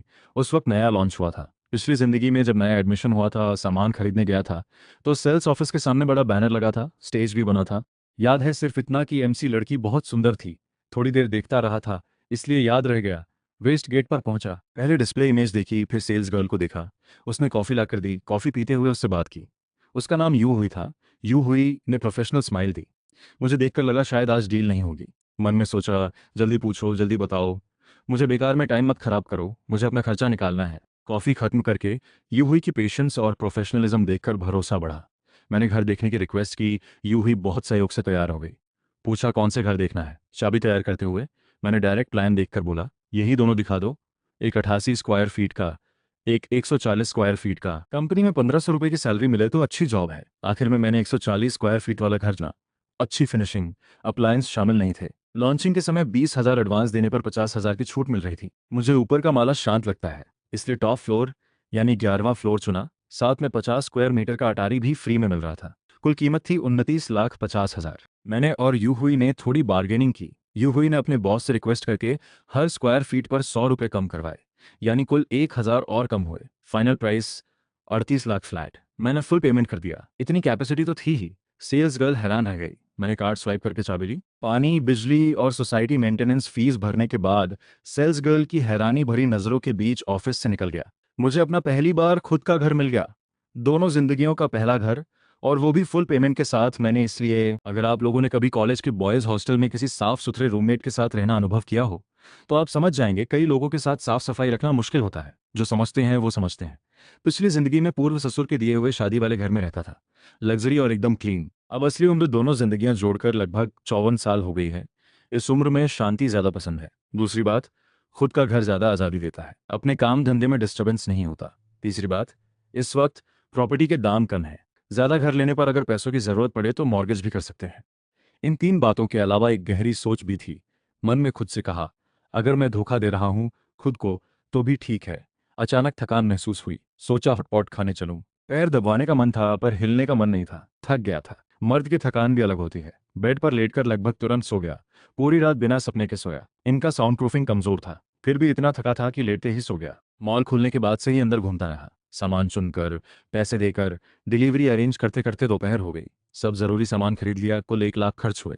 आज रात इनमें नहीं जाऊंगा। नए घर में कुछ कमी हो तो भी शांत और सुकून भरा है। दोपहर में सोचा यूनिवर्सिटी जाकर देखाऊं, फिर मन बदला। अभी 1 महीना बाकी है एडमिशन में, बाद में देख लूंगा। क्योंकि उम्मीद है उस वक्त तक पिछली जिंदगी की पुरानी क्रश से मिलना हो जाएगा। दिल में कई चेहरे और बातें घूमने लगी। अंडरवेयर 15 दिन सीधे तो 15 दिन उल्टा पहनने वाला साधारण लड़का। कंस्ट्रक्शन कंपनी में काम करने वाला वांग है। बाहर से दिखने में बड़ा और जनरस, अंदर से दिलचस्प सोच रखता है। आखिर में जो बचा वो था सबसे ज्यादा याद आने वाला दोस्त, लाओलियू। पिछली जिंदगी में दोनों की दोस्ती सबसे करीबी थी। मेरे होठों पर मुस्कान आ गई। फिर सोचा रीबर्थ वाले लोग जो गलती करते हैं वही गलती मैं भी करने वाला था। दिखावा करना, लोगों को इम्प्रेस करना, खुद को धिक्कारा। फिर रूम की पूरी सफाई शुरू की। हर कोना साफ किया। गर्मी का मौसम था, पसीने से तरबतर हो गया। पूरी तरह पसीने में डूब गया। भूख इतनी बढ़ गई कि सहन नहीं हुआ। कपड़े बदलकर रेस्टोरेंट गया खाने के लिए। खाना खाने के बाद टाइम चेक किया। रात लंबी थी, नींद आने का मन नहीं था। सोचा गर्म पानी में नहाना ठीक रहेगा। फैसला कर लिया, बाथरूम में गया, कहते हैं ना। पर सुबह सुबह बेंचिंग के लिए निकल गया। फिर बेंचिंग से टाउन पहुंचकर बाइक टैक्सी से घर आया। मैं हॉल के दरवाजे पर पहुंचा ही था, माँ मैं आ गया। जियांग सर बाहर आई। बेटे का खुश चेहरा देखकर हल्के से मुस्कुराई। बेटा यूनिवर्सिटी देख आया? बड़ी है, एनवायरनमेंट अच्छा है। मुझे समझ आया माँ को मेरी भविष्य की यूनिवर्सिटी की चिंता है। दिल में गर्माहट महसूस हुई। प्यार से माँ को देखकर बोला, यूनिवर्सिटी बहुत बड़ी है, लगभग 4000 एकड़ में फैली है। अंदर बहुत साफ और सुंदर है। जियांग फेंग बेटी की बात सुनकर शांत हो गई। बोली, बेटा दोपहर का खाना नहीं खाया होगा, माँ बनाती है तुम्हारे लिए कुछ। मैं खुश होकर मुड़कर बोला, ठीक है। फिर अपने रूम में जाकर बनियान और शॉर्ट्स पहने, जूते उतारे, जल्दी से खाना खाकर निकल गया। मैंने मोटू को कॉस्मेटिक शॉप के बाहर खड़ा करवाया। वो अंदर जाकर अपनी माँ के लिए कुछ मेकअप का सामान खरीदने गया और अपने लिए सनस्क्रीन भी। मुझे चिंता थी कि अगर ज्यादा मोटा रहा तो यूनिवर्सिटी में लड़कियां पसंद नहीं करेंगी। फिर दोनों बारबेक्यू स्टॉल पर पहुंचे। बड़े प्लान बनाने लगे। बातें करते करते मैंने मोटू को कंप्यूटर साइंस के फ्यूचर डायरेक्शन के बारे में समझाया। सलाह दी कि प्रोग्रामिंग में एक्सपर्ट बनो, आगे चलकर बहुत पैसे कमाओगे। साथ ही लड़कियों को इम्प्रेस करने में भी बहुत हेल्प मिलेगी। मोटू को बिल्कुल भरोसा नहीं हुआ। उसकी आंखों में शक देखकर मैंने बेहोश होकर सोचा, ठीक है, अभी सिर्फ आइडिया देता हूँ, बाकी आगे देखे। थोड़ी देर बाद दोनों घर लौट गए। मैंने खरीदा हुआ कॉस्मेटिक सामान प्यारी माँ को दिया। माँ खुश होकर ले लिया। बोली, ज्यादा पैसे बर्बाद मत करना। मैंने मन में सोचा, ये तो हर औरत का स्टैंडर्ड डायलॉग है। दिन ऐसे ही रिपीट होते रहे। हर दिन पापा माँ के चेहरे पर मुस्कान देखकर मन ने खुद से वादा करता, जल्दी मेहनत करके पहली पूंजी इकट्ठी करूंगा। फिर फाइनेंशियल फ्रीडम के बाद पापा माँ के साथ ज्यादा वक्त बिता सकूंगा। नानी से मिलने के बाद मामाओं के घर भी गया। कभी भी रिश्तेदारों से मिलते रहना चाहिए, नहीं तो पड़ोसी से भी कम रिश्ता रह जाता है। नानी के घर एक रात रुका। दूसरे दिन सुबह माँ को लेकर घर वापस आया। फिर से फिशरमैन वाली रूटीन शुरू हो गई। इन दिनों समुद्र में जाने का काम शुरू हो गया था। पापा के साथ टाइमिंग मैच करनी पड़ती। आधी रात 12 बजे समुद्र जाना आम बात थी। वापस आने के बाद जेलीफिश साफ करना, फिर नहाना, खाना, सोना, क्योंकि आधी रात फिर समुद्र जाना है। वजह सिंपल है, ज्वार के साथ टाइमिंग मैच करनी पड़ती है। हाई टाइड में जेलीफिश ज़्यादा मिलती है। जेफिश कितनी मिलेगी इसका कोई फिक्स नियम नहीं, मौसम पर डिपेंड करता है। कुछ सालों में ज़्यादा मिलती है, कुछ में कम। भगवान की मेहरबानी पर निर्भर करता है। जब माल ज़्यादा हो तो इक्विपमेंट भी अच्छा चाहिए, माल ना हो तो कुछ काम नहीं आता। हमारे घर में पहले एक छोटी लकड़ी की नाव थी। पापा कंस्ट्रक्शन साइट पर काम करने जाते थे। देखभाल करने वाला कोई नहीं था, इसलिए जल्दी बेच दी गई। वक्त बहुत तेजी से निकल गया। अब 20 अगस्त आ गया था। इन दिनों जियांग फिंगिंग को महसूस हो रहा था कि मेरे कॉलेज जाने का दिन पास आ रहा है। इसलिए बेटे के साथ और भी प्यार से बात करने लगी। बिना खुद जाने आवाज में नरमी आ गई। मुझे लगा मैं बहुत किस्मत वाला हूँ जियांग फेंगिंग हर दिन अलग अलग डिश बनाकर देती। मैंने माँ के सामने कभी नहीं बताया कि मेरी कुकिंग असल में बहुत खराब है।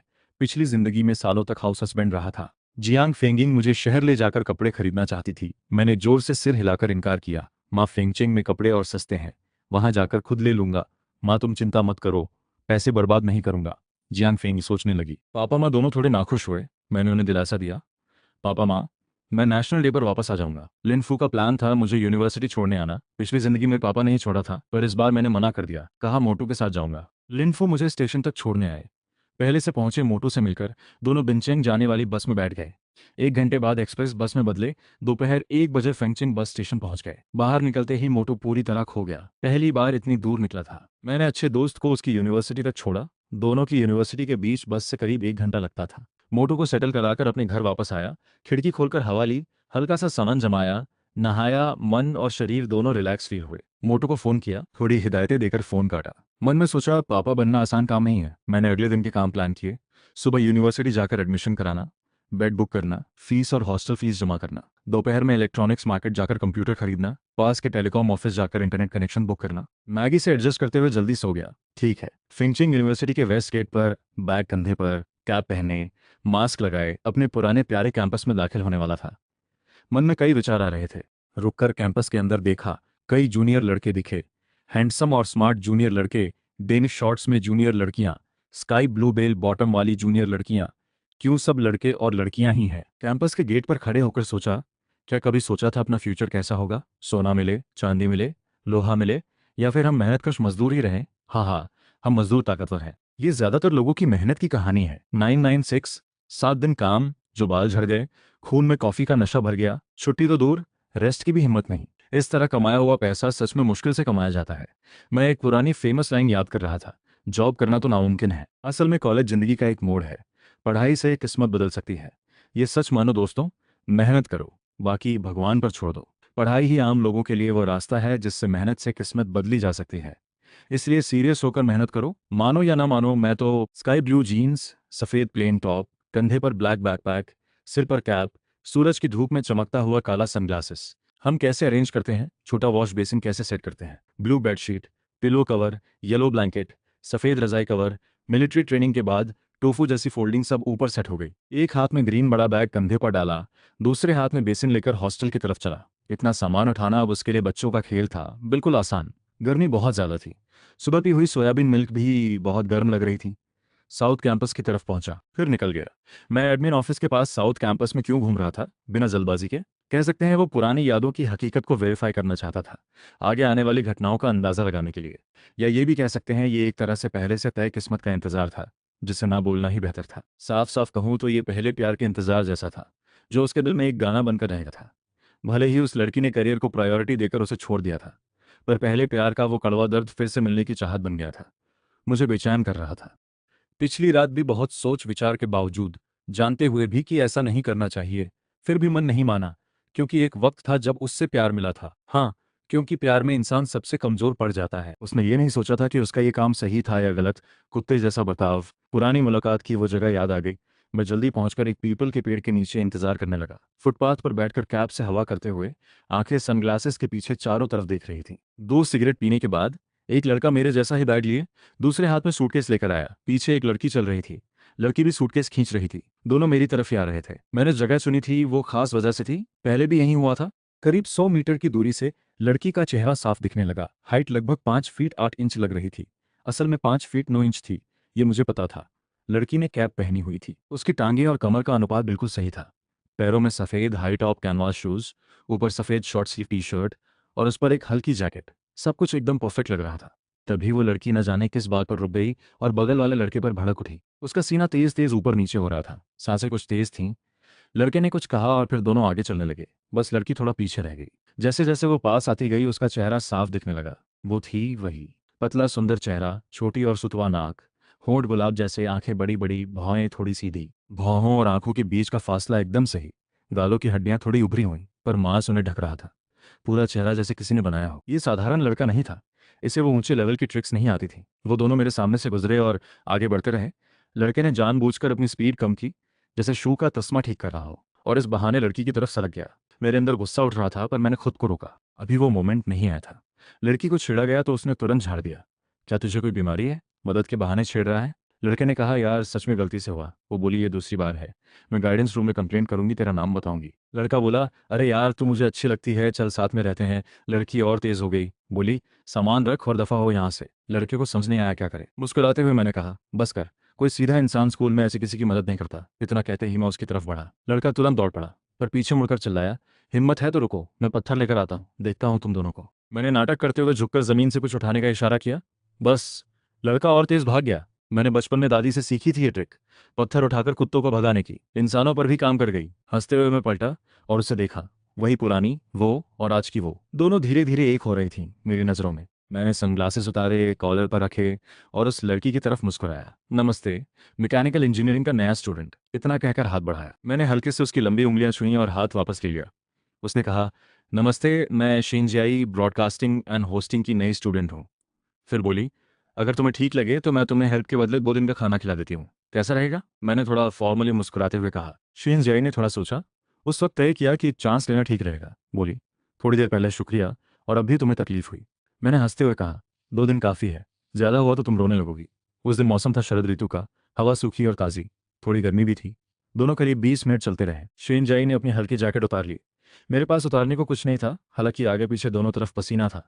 फिर भी मुझे सब कुछ बहुत अच्छा लग रहा था, खासकर वो जो पास चल रही थी। इस यूनिवर्सिटी का इतिहास पुराना था, जमीन के रास्ते लगभग सभी पुरानी स्टाइल में थे। उस वक्त सबसे खास था सड़क के दोनों तरफ लगे गिंको और चना के पेड़। अभी पूरी तरह पत्ते नहीं झड़े थे, पर जब मौसम थोड़ा और ठंडा होगा और जैकेट जरूरी होगी, तब दोनों तरफ सोने जैसे पीले पत्तों से भरी सड़क बन जाएगी। मैं चलते चलते शेनजियाई को देख रहा था। पुरानी यादों में उसकी इमेज और आज की वो धीरे धीरे एक होने लगी थी। मैंने सूटकेस और बिस्तर नीचे रखा, थोड़ा बॉडी स्ट्रेच किया। असल में थकान कोई थी नहीं, पसीना जरूर था, पर इस वक्त मेरी स्टैमिना सच में बहुत अच्छी थी। शेन जिया ने बैग से एक पानी की बोतल निकाली और मुझे दी। बोली, पहले पानी पियो, सच में शुक्रिया, अकेले मैं ये नहीं उठा पाती, और अभी जो हुआ वो भी। मैंने बोतल खोली और घूट घूट पी ली, फिर हंसते हुए बोला, शुक्रिया मत करो, एक पॉसिबिलिटी ये भी है कि मैं सच में तुम्हारा वेट कर रहा था। शेन जिया ने प्लेफुली एक पेपर निकाला और बोली, ये हो सकता है, पर तुम ये कैसे जानते कि मैं तुम्हारा वेट नहीं कर रही थी? दोनों एक दूसरे को देखकर हंस पड़े। शेन जिया खिलखिलाकर हंसी। मैं थोड़ा रुक गया, मन में सोचा शायद वो पहले की तरह अपनी ड्रीम के लिए दूर चली जाएगी, पर मैं ट्राई करना चाहता था, ना करना तो उतना ही बुरा होता। शिन जय से बातें बढ़ने लगी। धीरे धीरे उसका गार्ड थोड़ा हटा। मुझे देखकर उसे लगा सुंदर, कॉन्फिडेंट, बातों में और हरकतों में अच्छा था, सेफ लगता था। उसे लगता था पैसा सिक्योरिटी देता है, पर मेरे साथ उसे कुछ अलग फील हुआ। शायद किसी लड़की की इंस्टिंक्ट थी कि मैं उसे हर्ट नहीं करूंगा। क्या वो थोड़ी सिक भी थी? शायद नहीं। शिंजाई ने काफी हैंडसम लड़के देखे थे। थोड़ी देर रेस्ट के बाद मैं उसे उत्तर दिशा की तरफ ले गया। दोपहर के 12 बज रहे थे। जब हम NORTH 2 के पास से गुजरे, मैंने उसे बताया, ये मेरी हॉस्टल बिल्डिंग है, तुम यहाँ 1 मिनट रुको, मैं अपना बिस्तर ऊपर रखाता हूँ। शेनजिया ने मुस्कुराते हुए उसका सामान नीचे रख दिया। मैं अपना बिस्तर उठाकर रूम में गया, विंडो के पास वाला अपर बंक चूज किया, सामान रखा। NORTH 1-2 की हॉस्टल वार्डन से बात करके शेनजियाई को ऊपर भेजा। देखा कि वो रूम में पहरी थी। मेरी सलाह पर उसने भी वैसी ही विंडो वाली जगह चुनी। थोड़ा सेटल करने में हेल्प की, पर फिर लगा यहाँ ज़्यादा रहना ठीक नहीं। बोला, अभी जाता हूँ, कुछ और लेना है, अगर कहीं जाना हो और रास्ता ना पता हो तो कॉल कर लेना। उसने कहा, ठीक है, शुक्रिया। नंबर? वो फ़ोन उस ज़माने की लड़कियों की फेवरेट थी, करीब 2,000 रुपये में आती थी, छोटी और स्टाइलिश। हमने एक दूसरे का नंबर सेव किया और मैं वहाँ से निकल आया। शनजिया ने इसे नीचे तक छोड़ा। रास्ते में एक दुकान से मैंने आइस टी की बोतल ली। बिना सोचे गुनगुनाने लगा, फिर खुद ही रुका, ठंडा नहीं पीना चाहिए, अब हेल्थ का ध्यान रखना था। हॉस्टल वापस आया तो रूम में एक लड़का अपना बिस्तर लगा रहा था। उसका चेहरा गोल था, नाक सीधी और उभरी हुई, माथा चौड़ा, रंग गोरा, घनी भौहें, छोटे बाल जो घुंघराले और घने थे। वो भी इसी रूम का हिस्सा था। मैं और किनयांग दोनों ने अपना अपना बिस्तर लगाया, फिर टॉवल और बेसन लेकर वाटर रूम गए, थोड़ा फ्रेश हुए, साफ कपड़े पहने। मैं स्टूल पर बैठकर आराम करने लगा। किनयांग से हल्की फुल्की बातें होती रहीं। तभी नोकिया की क्लासिक रिंगटोन बजी। शिनजाई का कॉल था। मैंने चुपचाप सुना, फिर बोला, ठीक है। उठा और बोला, किन भाई, खाने जा रहा हूँ, तुम्हें साथ नहीं ले जा सकता। चिनलियांग ने हंसते हुए कहा, ठीक है। मैंने याद दिलाया, अपना मील कार्ड रिचार्ज करना मत भूलना, और नीचे की तरफ चल पड़ा, NORTH 1-2 की तरफ। NORTH पेट के नीचे शेनजियाई मिली। दोनों ने एक दूसरे को देखकर मुस्कुराया। दोपहर का खाना कहाँ खाएंगे? नॉर्थ साइड का तीसरा कैंटीन। चलते चलते मैं उसे नॉर्थ एरिया के बारे में बताने लगा। स्टाफ मील कार्ड में पैसे लोड करता था और हर काउंटर पर कार्ड स्वाइप करके खाना मिलता था। मैं शेंजियाई को अलग अलग फूड काउंटर दिखाने लगा। मैंने 2 प्लेट चावल ली। एक सर्विंग उस जमाने में 4 पैसे की थी। शेंजियाई ने एक मांटो यानी स्टीम बन लिया 2 पैसे में। मैंने 2 पोर्शन बीफ, एक रेड ब्रेज्ड पोर्क और एक सब्जी ली, सब लाकर 3 रुपए। मीट खाने वालों के लिए ये जगह बढ़िया थी। मैंने बताया, फिगर मेंटेन करना हो तो बीफ खाओ, साथ में श्रिम्प और एग, फैट नहीं बढ़ेगा। जो भी मैंने लिया वो सब शेन जियाई ने अपने कार्ड से पे किया। मुझे कोई इशू नहीं था। टीवी की तरफ वाली सीट ढूंढी और बैठकर उसका वेट किया। शिनजाई सूप लेने गई, वो आई और मैंने खाना शुरू किया। मैंने एक बॉटल खोलकर शिनजियाई को दी, दूसरी खुद उठाई। वो घूंट घूंट पीने लगी। टीवी पर बीजिंग ओलंपिक्स के हाइलाइट्स चल रहे थे। 110 मीटर हर्डल्स देखकर मन भावुक हो गया। रुका नहीं गया, एक घूंट ले ही लिया। थोड़ी देर रेस्ट के बाद सामने बैठे शिनजाई को देखा। उसने डीप ब्लैक फिटेड टॉप पहना था, जो उसकी पर्सनैलिटी को और निखार रहा था। जीन्स की हार्डनेस और उसकी नज़ाकत का मिक्स अजीब सुंदर लग रहा था। कभी कभी उसकी खुशबू आ जाती। खाना खाकर पास में एक अच्छी लड़की को देखकर मन में आया, जिंदगी इसी का नाम है, प्यार का आखिर में क्या रूप होता है। मैंने उसकी तरफ देखा और उसी वक्त शेनजाई भी मेरी तरफ देख रही थी। वो काम जारी रख सकती थी, बदले में एक खाना काफ़ी था। शेनजाई, जो हम उम्रों के मुकाबले थोड़ी जल्दी मैच्योर हो गई थी, क्योंकि वो छोटी उम्र से परफॉर्मेंसेज में हिस्सा लेती रही थी। उसे लगा मैं उम्र में बराबर होते हुए भी काफ़ी काम करने वाले लोगों से भी ज़्यादा मैच्योर था। कॉन्फिडेंट था, सीरियस था, पर बोरिंग नहीं। बातें करना आता था, रूल्स भी जानता था और अपनी कमियां सामने रखने से डरता नहीं था। उसके पीछे लाइन बहुत लंबी थी, पर मैं अभी डायरेक्टली अप्रोच नहीं कर रहा था। एक स्टेप बैक रखा था। उसे क्या लगा वो मुझे नहीं पता था। सोचोगी नहीं तो मैं चलता हूँ, और काम है मुझे। शिनजाई ने बड़ी बड़ी आंखें झपकाई, थोड़ी हेजिटेट करते हुए बोली, कैंपस घूमना है, साथ चलोगे? खाना मैं खिला दूंगी। और मन में था वो सामने दिख रही साइकिल, वो प्यार की सवारी थी। हाँ हाँ हाँ, चलो। दोनों जवान लड़का लड़की धूप से भरे कैंपस की सड़क पर साथ चलने लगे। याद में बचपन की धुंधली सी इमेज आई। आसमान में बादल तैर रहे थे, स्कूल के रेडियो पर फ्लाई एफएम बैंड का गाना बज रहा था, हमारा प्यार। मैं और शिनजाई कैंपस की सड़क पर चलते रहे। गाना सुनकर दिल थोड़ा भारी हो गया। बदल में उसे देखकर पिछले जन्म की बातें याद आ गई। वो गाना उस वक्त बड़ा अजीब लग रहा था और दिल में एक हल्का सा दर्द भी था। शिनजाई ने सेकेंड ईयर के पहले सेमेस्टर में अपनी करियर की राह चुन ली थी, और उस राह के लिए कुछ छोड़ना पड़ा। जो इंसान खुद को छोड़ सके वो सच में तारीफ के काबिल है। वो स्ट्रांग है। भले ही जो उसने छोड़ा वो मैं था। और बाद में टूटी टूटी खबरों से पता चला कि शेंजिया ने सच में बड़ी अचीवमेंट्स हासिल की, और आखिर में उसने एक अच्छे घर के लड़के से शादी की। मैंने खुद से पूछा, क्या मैं इस स्क्रिप्ट को एक बार और ट्राई करने की हिम्मत रखता हूँ? थोड़ी उम्मीद भी थी, थोड़ा डर भी। उम्मीद इसलिए कि शायद इस बार स्टोरी अच्छे से खत्म हो, पर दिल में एक हल्का सा दुख भी था। डर इसलिए कि जो सच में किसी से दिल से प्यार करे उसे भी शायद वही दर्द होगा। पहला प्यार जब बिछड़ता है तो जो मिठास होती है वो बिल्कुल साफ और प्योर होती है। वो सच्ची मिठास थी।